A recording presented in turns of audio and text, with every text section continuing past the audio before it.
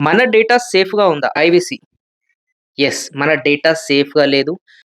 మనకి ప్రైవసీ లేదు. యెస్. మీ ఫోన్‌లో ఏమున్నా కూడా ఈ డిజిటల్ వరల్డ్‌కి తెలిసిపోతుంది. యెస్. మీరు నిద్రపోయినా కూడా మీ ఫోన్ మాత్రం నిద్రపోదు. అదెందుకు? ఎలా? మనం జస్ట్ ఎగ్జాంపుల్ మొన్న రీసెంట్‌గా నేను మా ఫ్రెండ్స్ ఒక బైక్ గురించి మాట్లాడాం స్పోర్ట్స్ బైక్. దాని very next day I have started getting ఆ బైక్ పిక్చర్స్, రీల్స్, ఆ రిలేటెడ్ ఇన్ఫర్మేషన్ ఇన్‌స్టాగ్రామ్‌లో. I was shocked. ఈ డేటా అంతా ఎలా దొరుకుతుంది?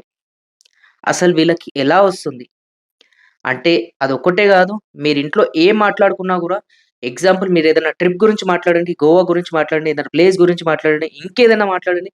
ఆ డేటా ఇన్ఫర్మేషన్ నెక్స్ట్ డే మనకు దాని రిలేటెడ్ వీడియోస్ రావడం, రీల్స్ రావడం, యాడ్స్ రావడం, సమ్ యాడ్ ఏజెన్సీ నుంచి. అంటే ఇదంతా అంటే మనం మనం మాట్లాడుకునేది గూడా మన ఫోన్ వింటుంది.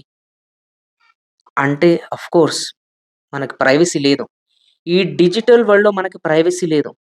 మనం వాడే ఫోన్, డేటా, ఎవ్రీథింగ్ మనం ఐఫోన్ సేఫ్ అనుకుంటాం. ఐఫోన్ నుంచి గూడా ఎటు నుంచి గూడా మన డేటా ఇన్ఫర్మేషన్ అన్నది పోతుంది. How is this happening? Phone algorithm, Instagram algorithm, Facebook algorithm దీనంతా ఇవన్నిటి వల్ల ఇన్ఫర్మేషన్ అన్నది బ్రీచ్ అయిపోతుంది.